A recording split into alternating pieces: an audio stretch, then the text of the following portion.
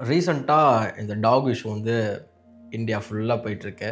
நானும் கேட்டேன், படித்தேன். பட் ஆரம்பத்தில் நான் அவ்வளோ ரியாக்ட் பண்ணல. ஏன்னா தெரியாதனமாக தீர்ப்பு கொடுத்துட்டாங்க அப்படின்னு சொல்லிட்டு நானும் சரி வெயிட் பண்ணிட்டு இருந்தேன். ஆனால் அந்த தீர்ப்பு அவங்க வந்து தெரிஞ்சு தான் கொடுத்துருக்காங்கன்னு ரியலைஸ் பண்ணுறதுக்கு இங்கே கொஞ்சம் நாள் ஆயிடுச்சுன்னு நினைக்கிறேன்.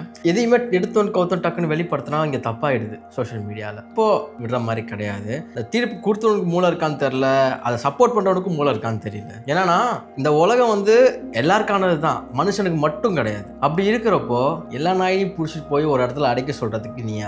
அதை சப்போர்ட் பண்ணுற அவனுக்கு என்ன வார்த்தையில் திட்டன்னு தெரில.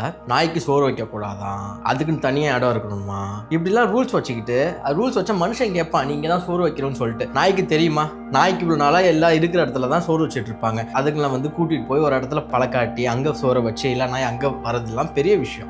அது வந்து டாக் லவர்ஸ் ஒரு அனிமல் லவர்ஸ் மட்டும் தான் பண்ணாங்களே தவிர எல்லாரும் பண்ண மாட்டாங்க. அப்படி அவங்க டைம் எடுத்து அதுக்கு பண்ணி அவங்க நீங்கள் இதையும் பார்க்க சொன்னீங்கன்னா அது கொஞ்சம் கஷ்டம் தான் என்னை பொறுத்த வரைக்கும். அதுக்குன்னு இந்த மாதிரி ரூல்ஸ் போடுறது, இந்த ரேபிஸ் சொன்னதெல்லாம் போயிட்டு தனியாக அடைச்சி வைக்கிறீங்க, அதெல்லாம் வெளியிலேயே விடக்கூடாது அப்படின்னா மனுஷனுக்கு நோய் இல்லையா? ரேபிஸ் வந்து எல்லா நாயும் வந்து கடிச்சிட்டு இருக்கா எல்லாரையும். இப்போ மனுஷன் போகிற வர நான் ரோட்டில் பிடிச்சி ரேப் பண்ணுறான், கழுத்தை இருக்கிறான், கொலை பண்ணுறான், இவனெல்லாம் என்ன பண்ணுறீங்க? இவனெல்லாத்துக்கு தனி ஷெல்டரில் போட்டுடலாமா? அப்படியே ஜெயிலுன்னு ஒரு ஷெல்டர் வச்சிருக்கீங்களா? அந்த ஷெல்டரில் போட்டு என்ன பண்ணுறீங்க? காசை வாங்கிட்டு அடுத்த 3 மாசத்துல வெளில விட்டுறீங்க. அதுக்கு பேர் இப்போ மனுஷனுக்கு ஒரு சட்டம், நாய்க்கு ஒரு சட்டமா? ரெண்டுமே உயிர் தானே. இதில் வந்து பல பேர் கோட்டு போட்டு டிவியில் பேசிட்டு உட்காந்துருக்கானு. இந்த சைடும் பேச விட்டுட்டு நீ பேசு நான் பேச, நான் நடுவில் உட்காந்துக்கிட்டு நல்லா குளிர்காயிரன்னு சொல்லிட்டு ரோட்ல பிள்ளைங்க ஓடி வந்து பைக்ல அடிபட்டா கொந்தளிக்கிறான் அவன். இதே நாய் வந்தா ஐ ஸ்ட்ராங்லி கண்டெம்ப்ட்ன்றான். அப்படி ஒரு சைடு பேசுறதுங்களா எதுக்குடா காம்பேரரா இருக்க?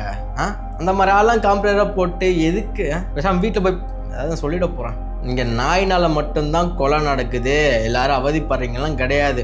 உன் கூட உன்ன மாதிரி இருக்கிற மனுஷனால தான் உனக்கு தொந்தரவு. டெய்லி ராபிஸ்னால நோய் பரவுதுன்னா டாஸ்மார்க்கு சிகரெட்டை விற்கிறது நீயா வித்துட்டு இருக்க? சிகரெட் குடிக்கிறவனுக்கு மட்டும் ஆபத்து இல்லை, அங்கே பக்கத்தில் நின்று அந்த புகையை மூக்களால் இழுக்கிறானே, சுவாசிக்கிறானே, அவனுக்கு ஆபத்து தான். கேன்சர்னால ஒரு நாளைக்கு எத்தனை பேர் சாகுறான்னு தெரியுமா? அதுக்கு என்ன பண்ணீங்க?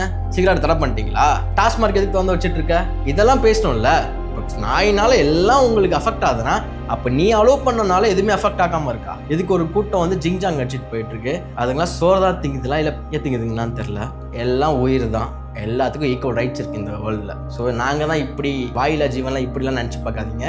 சொல்லப்போனால் மனுஷங்களை விட நாய் மேல்.